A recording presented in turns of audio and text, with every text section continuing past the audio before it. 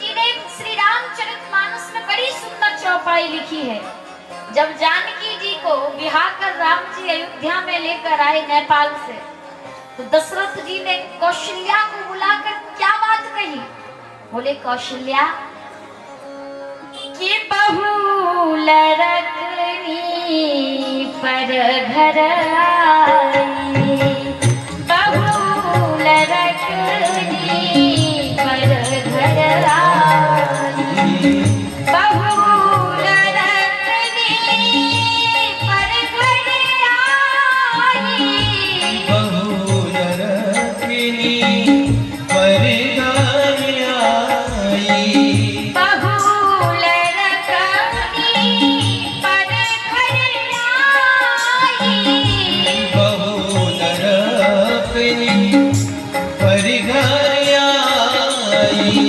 पराए घर से जिस सीता को हम लेकर आए हैं, कौशल्या याद रखना, क्या सीता को कभी भी मायके की याद नहीं आने देना। कैसे रखना सीता को, जानकी को, जैसे दोनों आंखों के बीच में ये काली पुतली रहती है। कि राखो नयना पलक की नाई, राखो नयना पलक की नाई,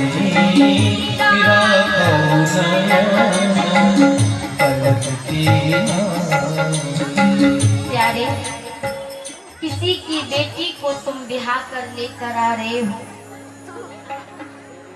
और याद रखना कि कभी भी दूसरे की जीवन की पूंजी एक बेटी का पिता आपको सौंप रहा है, तो उस बेटी को कोई कष्ट ना हो। याद रखना, ये ससुराल वालों को विशेष याद रखना चाहिए कि जो हम दूसरे घर से बेटी लेकर आ रहे हैं, तो उस बहू को बहू बनाकर नहीं बल्कि बेटी बनाकर रखें। अगर हर बेटी का ससुर ये सोचने लगा कि हम बहू नहीं बेटी लेकर जा रहे हैं, तो याद रखना प्यारे, व्यास वंश से कहती हूँ, किसी बाप के लिए बेटियां बोझ नहीं कहलाएंगी। अगर हर ससुर ससुराल वाले ये सोचने लगे कि हम बहू नहीं बेटी लेकर जा रहे हैं,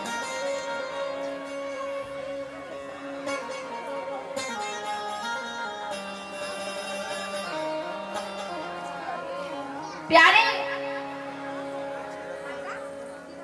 श्री रामचरितमानस की अब जो कथा शुरू होने जा रही है, वो माताओं की कथा है, देवियों की कथा, सती की कथा। और ध्यान से सुनना माताएं,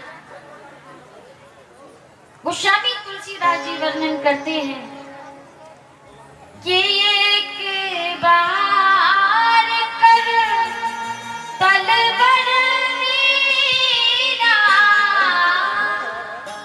और गावत हरि गुण गान प्रवीणा, गावत हरि गुण गान प्रवीणा, गावत हरि गुण गान प्रवीणा।